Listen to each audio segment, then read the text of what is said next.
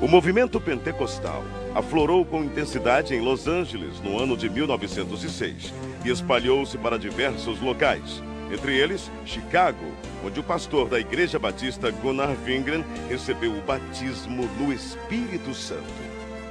Numa convenção batista, Gunnar Wingren conheceu o jovem Daniel Berg, que também fora batizado. Ambos eram suecos e se tornaram grandes amigos.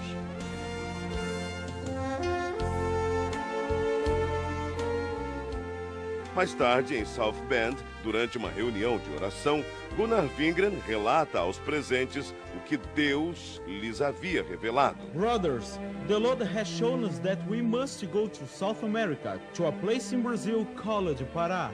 Neste porto, em 19 de novembro de 1910, o pastor Gunnar Wingren e o irmão Daniel Berg desembarcaram em terras brasileiras, como nos conta o presbítero Pedro Silva. Conforme a história dos antepassados, porque eu não assisti, que não era nascido nesta época. Mas meus pais foram os primeiros crentes da Assembleia de Deus no Brasil. E eles conversavam em casa, contavam tudo direitinho. O navio atracou na escadinha no cais do porto. E eles saíram do navio com suas maletas na mão. E sem destino, porque não conhecia nada e tampouco não conhecia a língua. Saíram em direção da Avenida Presidente Vargas. Ao chegar na Praça da República, sentaram em uns bancos de mármore que tinha lá naquela época, e ali ficaram pensando e orando em espírito para Deus enviá-lo o que eles poderiam fazer. Sem rumo, sem economias, numa terra de um povo completamente desconhecido. Esta era a situação de nossos missionários. O futuro era uma incógnita. A única coisa de que tinham certeza era que o Espírito Santo de Deus estava com eles.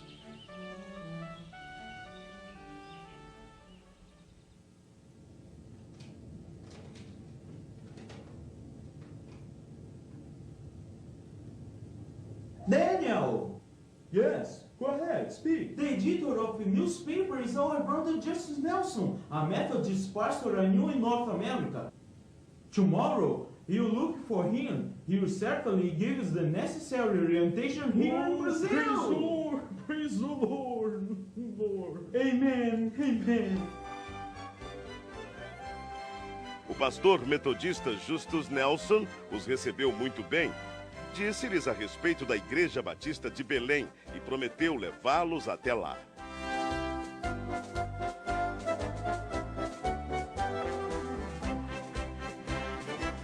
Na pequena Igreja Batista, os missionários conhecem o irmão Raimundo Nobre, líder do trabalho batista no Pará, que ofereceu-lhes abrigo nas dependências da igreja.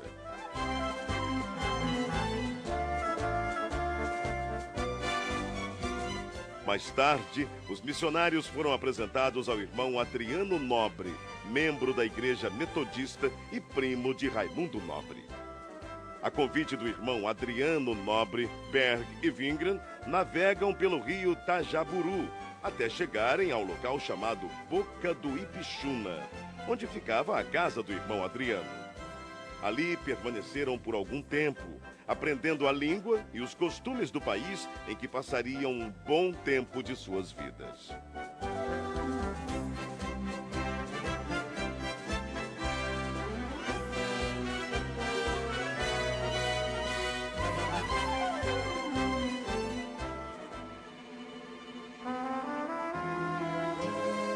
De volta à Igreja Batista, não cessavam de orar dia e noite, avivados pelo Espírito Santo. Isto causou inquietação em alguns membros, que os censuraram e os chamavam de fanáticos. Mesmo assim, os dois não se abalaram e continuaram orando e testificando sobre o batismo no Espírito Santo. Em 2 de junho de 1911, o Senhor batizou a primeira brasileira a crer nas promessas de Atos 2:39. Irmã Celina Albuquerque estava orando em sua casa quando começou a falar em línguas estranhas pelo poder do Espírito. Irmãos, o que tem acontecido aqui, o que tem acontecido conosco, é maravilhoso. não podemos deixar de falar de coisas tão maravilhosas, do cumprimento da promessa que nos foi garantida pela palavra de Deus. Não podemos fechar os olhos para o derramamento do Espírito Santo. Irmãos, não podemos deixar que doutrinas estranhas invadam nossa igreja.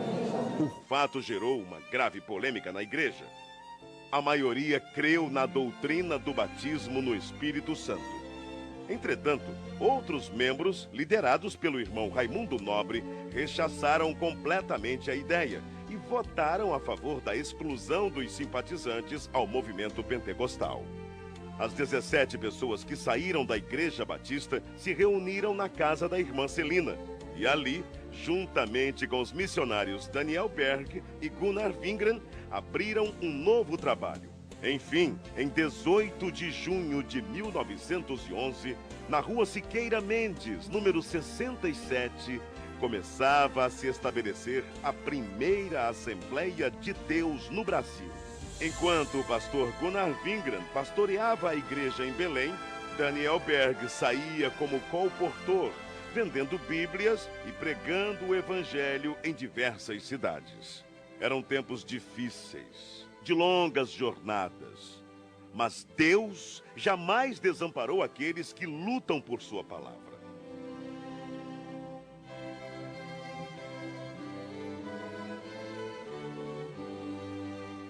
O desafio era muito grande, mas a obra de Deus crescia cada vez mais. Absalão Piano, pastor pentecostal brasileiro, ordenado por Gunnar Wingren em 1913, em Rio Preto, Tajaburu do Norte. Depois dele vieram Crispiano de Melo e Adriano Nobre. Neste mesmo ano, o pastor Gunnar Wingren deu início ao trabalho missionário brasileiro, enviando para Portugal o irmão José Plácido da Costa e família. Em maio de 1913, o trabalho foi estabelecido e os portugueses passaram a conhecer a mensagem pentecostal. Mais tarde, o irmão José Matos se juntou ao trabalho. 1914. Estoura a Primeira Guerra Mundial. Em 25 de outubro deste mesmo ano, chega ao Brasil mais um missionário sueco, Otto Nelson e sua esposa Adina Nelson. No ano seguinte, foi a vez do missionário Samuel Nestran e sua esposa Lena Nestran. Alguns anos mais tarde, em 1917, foi fundado o primeiro jornal pentecostal, A Voz da Verdade. Esse jornal circulou por apenas 3 meses, mas os irmãos da Assembleia de Deus em Belém reconheceram que era necessário divulgar as bênçãos de Deus para todo o povo e, para isso, lançaram mão de um novo jornal, A Boa Semente, cujo primeiro número circulou em janeiro de 1919. Estava lançada a Boa Semente da Literatura. Em 1921, chega ao Brasil Nils Nelson, um jovem de apenas 26 anos. Impulsionado por Deus, veio somar esforços à evangelização.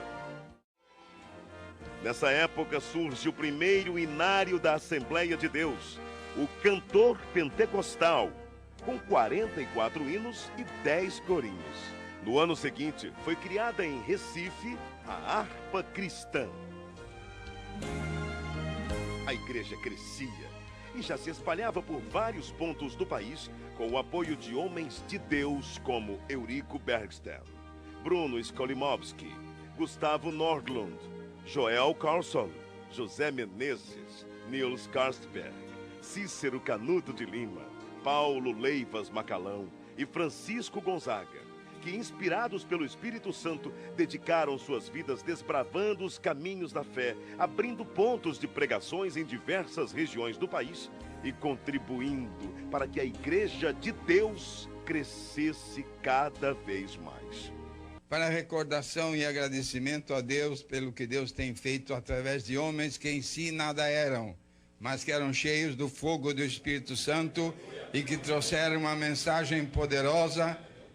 E as portas do inferno não têm podido prevalecer até o dia de hoje.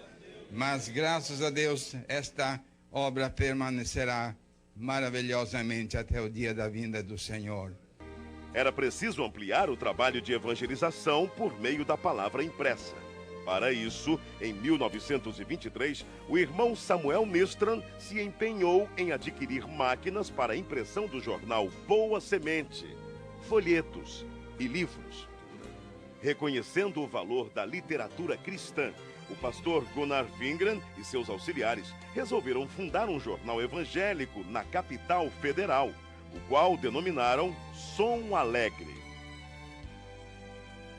Em 1930, foi realizado em Natal, Rio Grande do Norte, a primeira Convenção Geral das Assembleias de Deus. Com pesar, a igreja se despediu do pastor José Felinto, recolhido à glória durante a convenção. Na mesma Assembleia foi decidido que os trabalhos do Brasil passariam a ser dirigidos pelos obreiros nacionais, com apoio dos missionários. Também foi decidido que os jornais Boa Semente e o Som Alegre se uniriam num só, formando um novo jornal que se tornou um órgão oficial das Assembleias de Deus do Brasil, o nosso Mensageiro da Paz. Durante a ditadura de Getúlio Vargas, foi criado um órgão controlador da imprensa, o Departamento Imprensa Propaganda. E todos os jornais deveriam ser registrados. O governo exigia que somente entidades jurídicas ou pessoas físicas, com os devidos títulos de propriedade, poderiam publicar jornais. Foi então que, para atender à imposição do governo, foi criada em março de 1940 a Casa Publicadora das Assembleias de Deus. Na verdade, a CPAD era formada pela redação do Mensageiro da Paz e teve vários endereços. Iniciou na Rua Figueira de Melo, número 232, ao lado da igreja. Depois passou para a Praça Marechal Deodoro, número 338, atual Campo de São Cristóvão. Em 1946, a CPAD passou a ser propriedade da Convenção Geral. Nessa época, deu-se início a uma campanha para a aquisição de uma propriedade onde funcionaria a gráfica do Mensageiro da Paz, que até então era editada em gráfica particular. Após vários meses, finalmente era lançada a pedra fundamental, a Rua Olindo de Melo, número 581, atual São Luís Gonzaga, 1951.